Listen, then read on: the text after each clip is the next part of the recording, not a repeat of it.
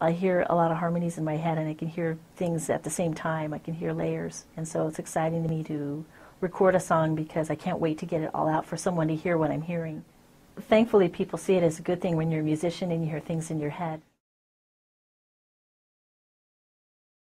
Even though I do work where my voice reaches a lot of people, I'm alone in a booth when I do it, and I don't get to see their reactions. I don't know what they think about what I've just said. Maybe for a couple months later, someone will find me on the street and say, that was funny what you said about whatever.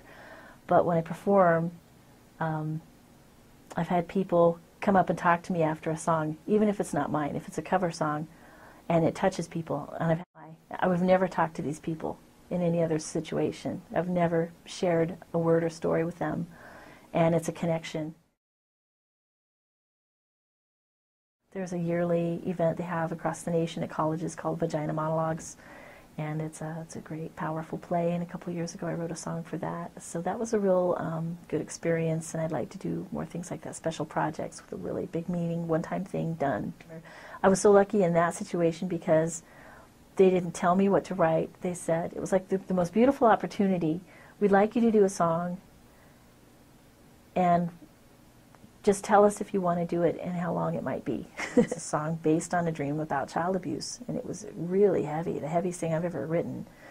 And it was symbolic and everything, but it came with an intro during the play to how it was created, and so people knew what was being set up. It sounds like a pretty happy song, but really what's underneath it is so dark. And I had people come up to me that I didn't know with a tear in their eye saying, wow, I can't believe someone did a song about that in such a way. I learned right away that especially most girls play guitar quietly, and I taught lessons for a short while, and I realized that boys would come in and they're all like, they want to rock out and play hard guitar, and fine, we can go there, we can do power chords, and we can do all that stuff. I love electric too. But then girls would come and they would expect they had to play very quietly, and they had to touch their guitar lightly, and I was like, have you ever hit your guitar? You ever like really smacked your guitar? Well, no, wouldn't I break it? Like, no, let's see what happens, you know? Like, play this chord and like strum your hand on it as hard as you can. What if you hit your palm on the guitar?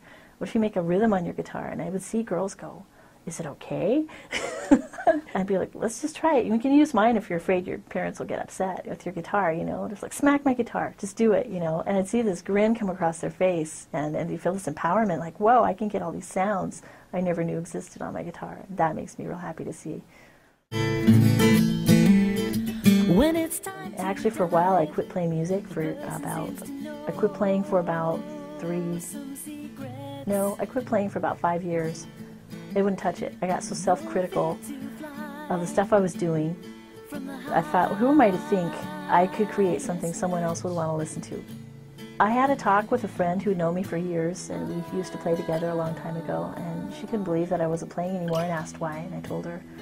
And she gave me a very loving chewing out and said, not everybody comes into this world with the gift of sharing or writing music, of creating, and pretty much said it was my duty to share that gift, to do something good with this power. You know, I can be selfish with it and release something I need to for my own therapy, or I can do something that might bring the community together. And I'll always kind of ask the universe, what should I do with this opportunity every time, like even this interview. And I'll wait and think, okay, it's just going to come to me, and then I'll say what I need to say, and it all works out all right. The most important thing that I've learned in the last year is one sentence, and it's tell your story. You've got to tell your story, and if it's in songwriting, then do it that way, and don't worry about how it comes out, but you've got to tell your story, and don't be afraid of exposing yourself. Somebody else has probably been through it. It'll actually help you get past it. Music can keep you alive. So tell your story. If you're a songwriter, write music. If you're a writer, write a poem. If you're a painter, paint a picture, but tell your story.